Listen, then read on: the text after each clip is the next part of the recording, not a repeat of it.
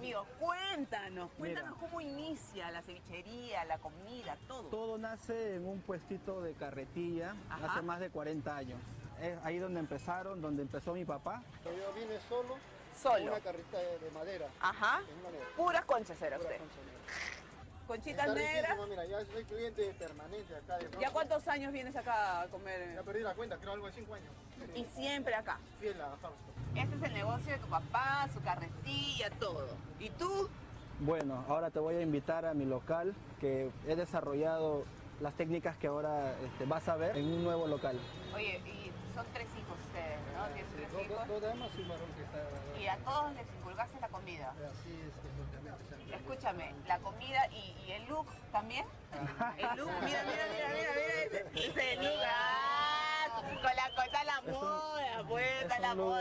Un look crema, pues. Ah, está. Amigas y amigos de Círculo Virtuoso, muy buenas tardes, bienvenidos al programa del día de hoy, 7 de marzo 2020 y por supuesto el día de mañana, la algarabía en el mundo maravilloso de las mujeres, nada más por la celebración pues de un día más, un día internacional que celebran todas las mujeres queridísimas de nuestra patria y del mundo entero, pero esta semana ha sido una semana de muchísima reflexión porque partió un gran hombre a la eternidad, aquel hombre que fue 2 veces secretario general de las Naciones Unidas. Nos referimos pues a Javier Pérez de Cuéllar, es candidato a presidir, un hombre jurista que realmente puso en realce el nombre de nuestro país, nuestro querido Perú a nivel internacional. 1920 y 2020. Casi un centenario, pues, parte a alternar a Javier Pérez de Cuéllar. Pero la otra reflexión, amigas y amigos, se da en el escenario en que la crisis política y las preocupaciones por lo que se venía dando en el escenario de la gobernanza en nuestro país, de alguna manera ha sido de alegría para los oponentes, o en todo caso para los que de alguna manera están alineados al pensamiento de la gobernanza del presidente actual en ejercicio, porque la llegada del coronavirus a nuestro país, este caso que ha sido pues anunciado por todos los medios con el presidente en ejercicio Martín Vizcarra, y quienes critican que no debió ser él sino la ministra de Salud, de alguna manera los críticos sostienen que ha opacado a los opositores a estas situaciones de crisis política que vivimos aún y que por supuesto impactan en la economía de nuestro país, en el empresariado nacional, al margen de que este es un año, como comentábamos en el programa pasado, es un mes de recaudación porque ya se avecinan también las declaraciones, los vencimientos, me refiero a los vencimientos tributarios del impuesto a la renta, tanto de personas naturales como de las personas jurídicas, que ya viene por supuesto cumpliendo con esta exigencia, tanto lo que es en el rigor de la formalidad en el cumplimiento y el cumplimiento sustancial, sobre todo que es el pago del tributo para mejorar las cifras de recaudación de la administración tributaria, también venía a menos con los dos últimos, o los más recientes superintendentes que estuvieron en el ejercicio de esa altísima responsabilidad de la administración tributaria. En ese escenario, amigas y amigos, vamos a optar por 2 puntos concretos. El primero es que hemos invitado a un profesor muy especialista en estos temas, porque se trata es tomar medidas preventivas, ¿no? Estamos ahorita ya en plataforma de Onda Digital con Julio César Helguera. Él es un ponente en estas materias de cómo, sobre todo las medidas preventivas para evitar que el coronavirus se expanda en nuestro país, las medidas a optar en forma inmediata, porque de lo que se trata es que todos colaboremos para mitigar todos estos riesgos. Nos dirá si aún el estar bien alimentados o tener altas defensas es suficiente, o que hay que tomar otras medidas inmediatas para mitigar el riesgo de la contaminación de este virus, que es ya una pandemia en el mundo. Julio César, ¿cómo estás? Muchas gracias por estar en este programa. Muchísimo gusto, la verdad que muy contento de visitarte, y me parece extraordinario también. Un saludo a toda tu gente que te sigue en este canal. Y efectivamente, o sea, es de preocupación, es muy importante tomar en cuenta el tema del coronavirus, pero la verdad es un momento estratégico para poder entender cómo lidiar contra los virus, porque el coronavirus en el Perú va 1, sin embargo llevamos ya pasó la cifra de 5.000 infectados de dengue hemorrágico hace rato. Sí, también es una Entonces, preocupación latente en nuestro país. Es mucho más letal el dengue. No sin sé, em- ajá, sin no embargo, sé. ahorita el tema mundial Claro. es el coronavirus por los estragos la que está ocasionando en la economía. En la Terrible, economía ¿no? china, sí. Entonces, China es el exportador, desde hace más de 10 años está exportando a todo el mundo y ahorita ya nadie quiere comprar en China. Sí, pues Claro. efectivamente. Un Entonces, impacto todo esto terrible. está... pero el detalle es cómo protegerse del coronavirus. Ujú. El coronavirus es una gripe. Sí, pues. Entonces, Los es síntomas muy parecen. contagiosa. Bastante. Es decir, es muy fácil contagiarse. Ujú. Los tumultos son escenarios Propicios para ellos, ¿no? de alta peligrosidad. Por Sí, ejemplo, alta peligrosidad. si uno se va en estos días, pues, aunque el cine de pronto me van a mirar feo los del cine, pero yo no recomiendo meterse Claro. en el cine. O sea, no es tiempo de irse al cine. ¿Por qué? Porque el ambiente del Ambiente cine es cerrado muy de por sí. cerrado. Entonces, los Ujú. virus, los coronavirus, los virus gripales flotan en el aire y Claro. entonces está circulando Ujú. y se puede infectar fácilmente. Si Efectivamente. siendo Ujú. la cifra de la letalidad del coronavirus es 2%.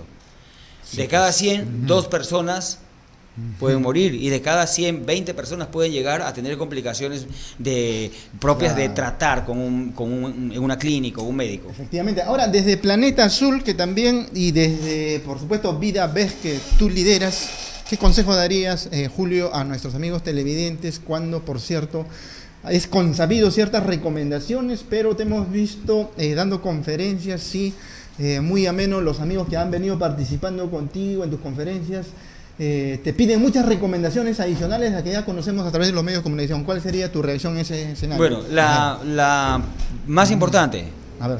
cuidarse las manos. ¿Por qué? Usted agarra dinero y ahí vienen virus. Claro. Los lacrimales son especiales para absorberlos, la boca, Claro. todos sitios húmedos del cuerpo o heridas. Rápidamente se pueden infectar.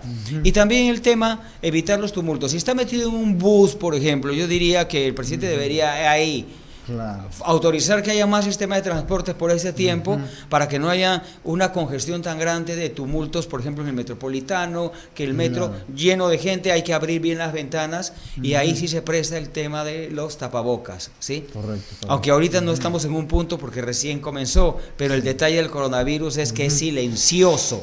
Es decir, cuando la gente se da cuenta es porque ya se ha expandido a gran escala. Claro. Y especialmente mayores de edad. Por ejemplo, uno sale, ¿sí? Nosotros jóvenes salimos, o que no somos tan jóvenes, igual salimos a trabajar. Sí, pues. Pero al llegar a casa y nos encontramos con los ancianos, ahí hay que tener mucho cuidado. Están más Que propensos, ¿no? Ellos son, o sea, Defensas más bajas la tienen. parte más vulnerable. Niños porque y adultos. ataca y como neumonía. mayores. Entonces son Claro. los niños y adultos. Entonces uno llega a la calle con la virulencia. Sí, pues. Y de pronto a uno no le hizo nada, pero va y saluda a la mamá. Y de pronto uno le portó el virus. Entonces hay que tener cuidado ahí. Y entonces coincides también, Julio, lo que han dicho los medios de comunicación masivos: 0 besos, 0 vasos, compartir vasos, ¿no? Por Y los supuesto, abrazos. vasos, platos, Ajá. cucharas, Claro. todo eso, ropa. La Hay ropa quienes- también tiene sudor. Claro, hay quienes que te han criticado porque has comentado que todos los utensilios en casa se laven con agua hirviendo, agua caliente. ¿Por qué Es esa la forma crítica? más económica. Ya. Es decir, si no contamos con un sistema de limpieza química, Ya. que ya tendría que tener de pronto algunos químicos especiales o tener mezcla de formol o alcohol y todo eso y que se presta para que se dañen la vista o si es que no Claro. tienen habilidad de manejo de químicos, entonces mejor agua hirviendo. Al meterle agua hirviendo a los platos, por ejemplo en una casa, ¿no?, que comparten todo Claro. tipo de platos, bueno, al final, lavar con agua hirviendo, entonces ya desinfectó de una Correcto. forma completamente biológica. ¿sí? Perfecto. Bien, Julio, mira, te hemos invitado por esta situación preocupante en nuestro país, pero queremos tenerlo próximamente para seguir abordando temas tan relevantes que vienes dando en tus conferencias, porque se trata de dar consejos y ayudar a nuestros hermanos, a nuestros prójimos, también, por supuesto, a nuestros amigos televidentes. En todo caso, te cedo las pantallas de Onda Digital Televisión para que te dirijas a nuestros televidentes y puedas dar un mensaje muy importante para ellos.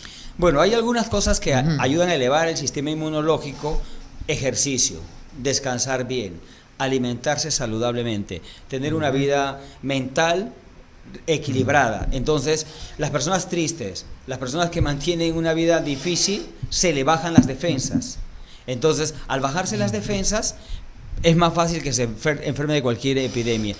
Esas son algunas de las recomendaciones importantes y un saludo en nombre de Planeta Azul. Tenemos una organización que estamos enseñando cómo cuidar la naturaleza, cómo armonizar. Recordemos que este virus incluso tiene su origen en el maltrato animal. En un mercado, 102 especies de animales que las tenían en un completo estado de maltrato, sin ninguna garantía de control médico. ¿Y qué pasó? Esta catástrofe biológica mundial. Correcto. Entonces, tengamos en cuenta ese detalle. ¿A un correo electrónico, a un contacto, dónde te ubican? Sí, César Helguera, me pueden ubicar por Facebook, pero tengo conferencias los días miércoles, sábados, conferencias y reuniones de la Organización Planeta Azul. Están invitados, la entrada es libre, hacemos conferencias. La dirección es Girón Huancayo 288, oficina 304. Esto es a 2 cuadras de la Plaza Bolognesi, frente a la UTP.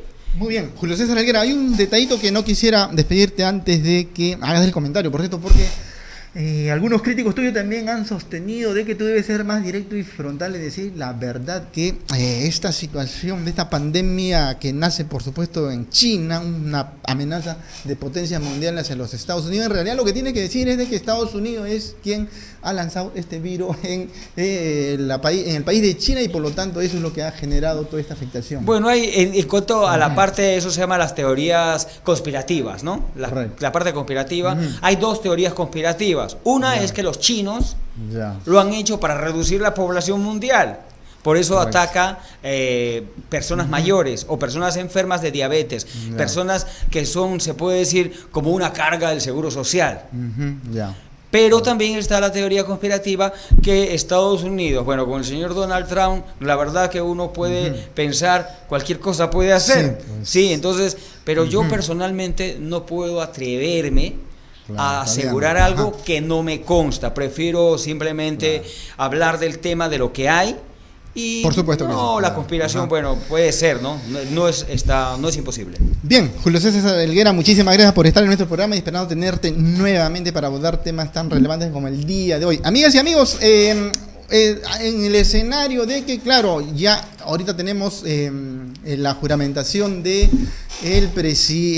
los congresistas que están ya en ejercicio y sobre todo de estos decretos de urgencia que se han dado en nuestro país. Todos estos decretos de urgencia han permitido pues que desde el Ejecutivo se den medidas inmediatas para que se enrumbe el país, por decirlo menos, pero también hay ciertas críticas que han generado a nivel de los distintos gremios empresariales o también seguramente desde la Cámara de Comercio de Lima o colegios profesionales, inclusive como el Colegio de Abogados de Lima, que también está en una situación un poco complicada, pero también ha recibido críticas la sede arbitral, amigas y amigos, porque esta modificatoria bajo decreto de urgencia a lo que atañe al quehacer del arbitraje en nuestro país ha sido recibido, muy bien aplaudido por quienes consideran que ha sido una medida acertada por el presidente de la República, pero hay otros quienes no lo consideran así. Para tener más luces en ese sentido, amigas y amigos, ya tenemos la presencia de un abogado especialista. Él es árbitro en nuestro país, él ha estado por distintos puntos de nuestro país, al interior, digamos, de nuestro país. Él es el presidente fundador del Centro Especializado de Arbitraje Peruano, CEDEP, son las siglas. También ha estado en Lambayeque, en Yurimaguas, en distintos puntos de nuestro país y tiene amplia experiencia en estos aspectos. También es conferencista y ha estado en la ilustre orden del Colegio de Abogados de Lima. Nos referimos pues a Gershman Quispe Janampa, quien ya se encuentra con nosotros para abordar temas puntuales sobre estas modificatorias. Doctor Quispe, ¿cómo está? Muchas gracias por estar en nuestro programa. Muchas gracias por la invitación. Efectivamente, doctor Quispe, Gershman Quispe, dentro del trajinar del mundo del arbitraje, esta modificatoria, ¿usted considera que es acertada por parte del Ejecutivo, aprovechándose pues de este decreto de urgencia, de las facultades de esta situación que le ha tocado vivir a nuestro país? ¿Es que hay algunos desaciertos inclusive? ¿Cuál es su apreciación al respecto? Le comento de que es una situación bastante particular, porque existe opiniones a favor y opiniones en contra. Divididas bastante, sí, ¿no? Divididas. Pero brevemente quiero comentarte, para responderle esta pregunta, que analicemos la ley del decreto legislativo 1071, que es la norma Ley General del Arbitraje, que se crea mediante la delegación de facultades que se le otorga al Ejecutivo, y el contexto de la aprobación de la ley de arbitraje fue el TLC con Estados Unidos, ¿correcto? Y uno de los fundamentos para que se apruebe este decreto legislativo 1076 fue generar competitividad, que el país esté, digamos, a la par para poder competir con otros países y que se genere también mecanismos de solución de controversias eficientes. ¿Por qué hago este pequeño antecedente? Porque cuando vienen conferencistas, árbitros, abogados, gente de otros países, no lo decimos los peruanos, dicen de que el Perú tiene la ley de arbitraje más moderna de toda Latinoamérica, y en el Perú se realiza una serie de arbitrajes que no se realizan en otros países, y eso se debe a varios factores. Entonces, ¿qué ocurre? La norma, a partir de los años 2000 para adelante, mediante marco legal, se obliga a que el arbitraje, cuando participa una entidad del Estado, sea obligatorio. En ese sentido, el incremento de todos los arbitrajes en contratación del Estado se ha incrementado. Ahora, lo que ocurre es de que este pequeño antecedente que menciono es de que los que estamos metidos en el arbitraje estamos analizando si es que esto va a ser un avance para la ley de arbitraje o va a ser un retroceso. Y nos preocupa incluso en muchos factores. A ver, ¿cuál es, por ejemplo? Veamos rápidamente el caso de los decretos, por ejemplo, en el caso del abandono, se menciona allí de que cada vez de que una de las partes no impulse el proceso por 4 meses, se va a declarar en abandono. ¿Y esto qué quiere decir? Quiere decir, y ojo de que esta figura la han jalado del Código Procesal Civil, pero el arbitraje es una jurisdicción distinta al Poder Judicial. Cuando alguien quiere ir al arbitraje, ya no va al Poder Judicial. Carga de autonomía también, ¿no? Exacto, hay una autonomía, hay una jurisdicción de los árbitros, y lo que ocurre es de que si no impulsas el proceso, interpretándolo según lo que diría el Código Procesal Civil, que no es la norma pertinente para este caso, es cuando se presenta la demanda o cuando se emite la última resolución. Entonces, si fuera ese el caso, ¿qué ocurriría si es que no hay ningún impulso del proceso?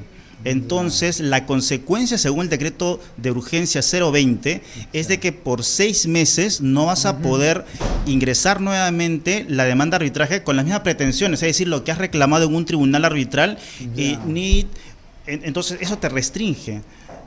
Porque actualmente, o bueno, antes de la entrada en vigencia del decreto de urgencia 020, podías ingresar nuevamente, pero en este caso no. ¿Y qué ocurre si por segunda vez cae en abandono?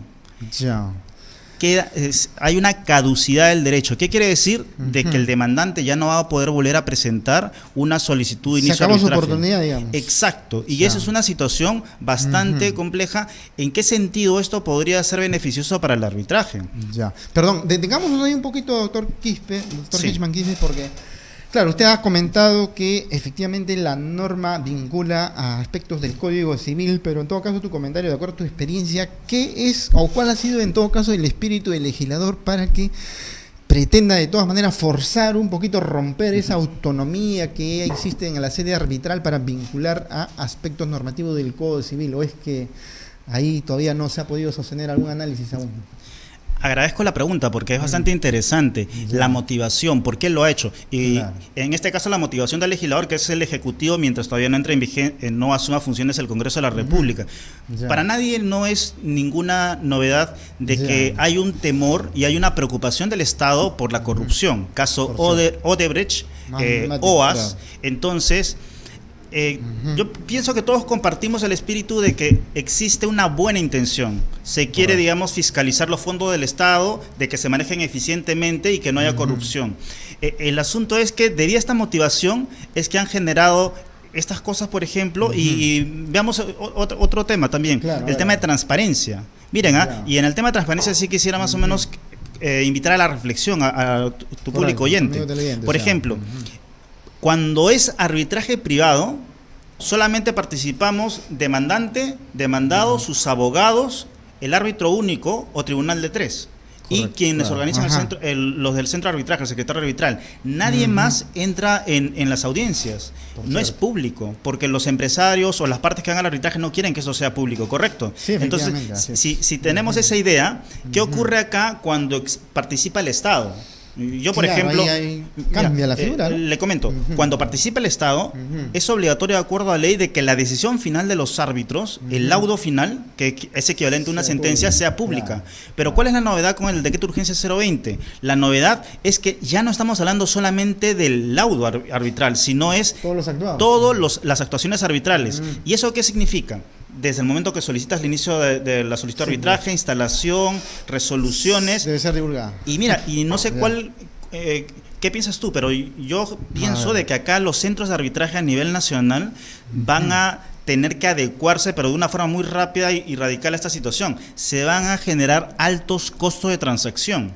¿Qué quiero decir con altos costos de transacción? No solamente estamos hablando de que vas a tener que escanear para enviarle a OCE, para que esto se publique, o en todo caso fotocopiar, ver los mecanismos para enviar, sino vas a tener que contratar, o sea, hay más horas hombre, más trabajadores, más recursos económicos, y esto es a nivel nacional. La pregunta es, estos costos excesivos que se van a... Y te lo digo por experiencia, porque yo he sido secretario arbitral del Centro de Arbitraje de la Cámara de Comercio y Producción de Lambayeque, que conozco de fondo el trabajo, que es bastante fuerte, administrativo. Entonces, ¿a quién vas a trasladar esos costos adicionales? A los usuarios, es decir, demandante, demandado. Habría que analizar si eso va a generar que el arbitraje sea más eficiente o por el contrario se va a volver un poco más lento o tal vez más costoso. Hay algunos centros que van a decir voy a contratar más personal para que cumplir con la norma y otros dirán no, mejor nos manejamos con nuestro presupuesto. Claro. A nivel nacional existen centros de arbitraje grandes acá como la Cámara de Comercio de Lima Católica, pero en otros centros a nivel nacional hay secretarios de arbitraje que trabajan mediodía inclusive. Entonces, y no tienen mucho personal. Todas esas situaciones hay que analizar. Claro. Pero definitivamente esta modificatoria pues genera muchos aspectos que hay que analizar. Otro tema importante es el arbitraje ad hoc y el arbitraje institucional.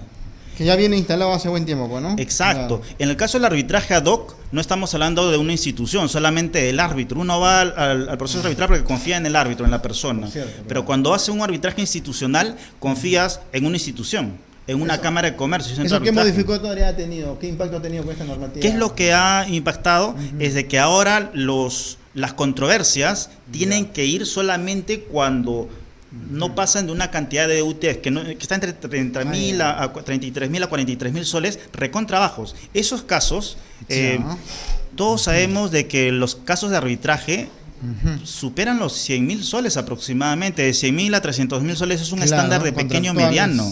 Controversias. Y estos montos pequeños prácticamente ya estás diciendo de que el arbitraje ad hoc ya no va a dar temas de arbitraje en contratación del Estado.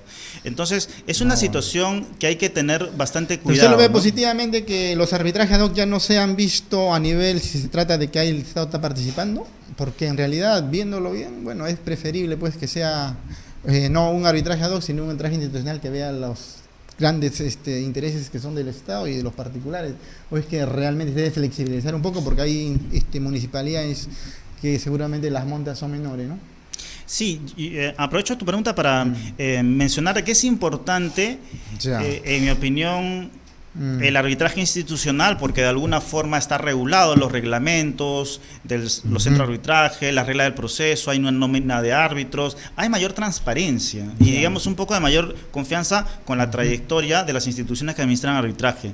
El arbitraje ad hoc no es que sea malo, sin embargo también pueden haber situaciones donde hay algunos árbitros o tribunales arbitrales que no manejan las cosas de forma idónea, entonces, y estas personas pues puede ser que puedan afectar un poco la imagen de la institución arbitral, pero no quiere decir de que hay que generalizar. En todo caso, más bien, eso también quisiera, yo pertenezco a varios centros de arbitraje a nivel nacional y pienso de que los centros de arbitraje, ahora que las normas están favoreciendo el arbitraje institucional, más bien tienen que ir consolidando, mejorando todos sus reglamentos, de tal forma de que el usuario, demandantes, demandados, se sientan, digamos, cómodos y los árbitros también puedan participar de forma, digamos, idónea, ¿no? Entonces, todo el sistema tiene que Claro. también adecuarse, ¿no? a las nuevas normas. Perfecto, pero hay algunas preocupaciones, doctor Hedgeman Quispe, es referente a cierto ofrecimiento de carta fianza, algunas medidas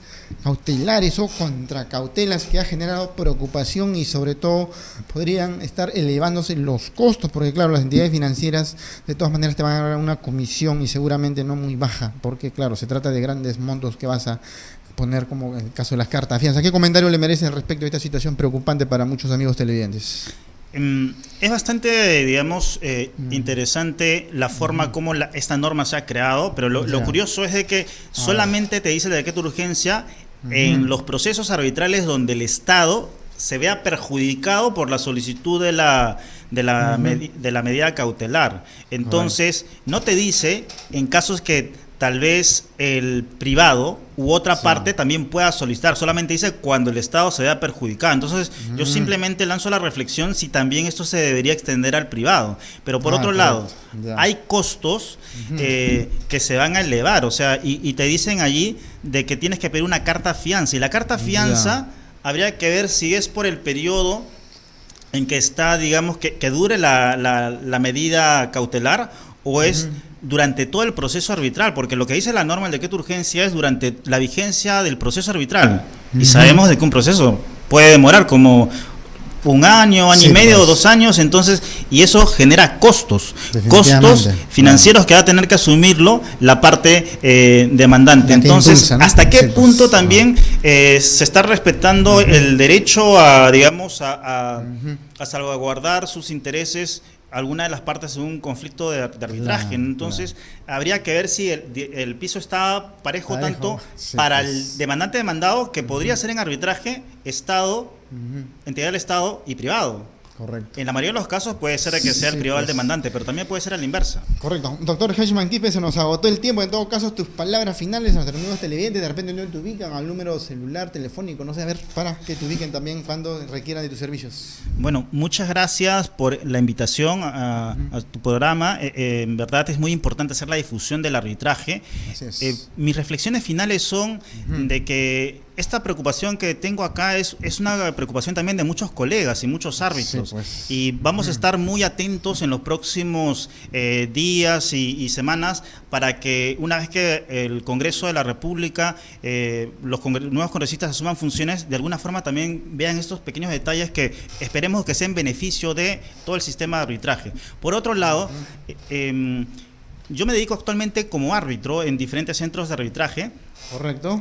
Actualmente estoy participando en arbitrajes en Cámara de Comercio de Lima, en la Cámara de Comercio de Lambayeque, en San Martín, también en el Colegio de Abogados de Lima, así, y en otros centros. En todo caso, mi número por favor, es el 959-705-170, y cualquier consulta, ya sea como abogado en términos de arbitraje, o en todo caso dentro de las opciones como árbitro. Sí, efectivamente. Encantado. Agradezco muchísimo, doctor Hedgeman Quispe Janampa, por estar en nuestro programa, esperando tenerle nuevamente para hablar temas de problemática en sede arbitral, porque de lo que se trata es mejorar siempre esta alternativa tal como nació primigeniamente. Muchísimas gracias. Gracias. Amigas y amigos, brevísima pausa. Ingresa a nuestra plataforma de Onda Digital Ricardo Selvaggio Saldarriaga. Pausa y continuamos.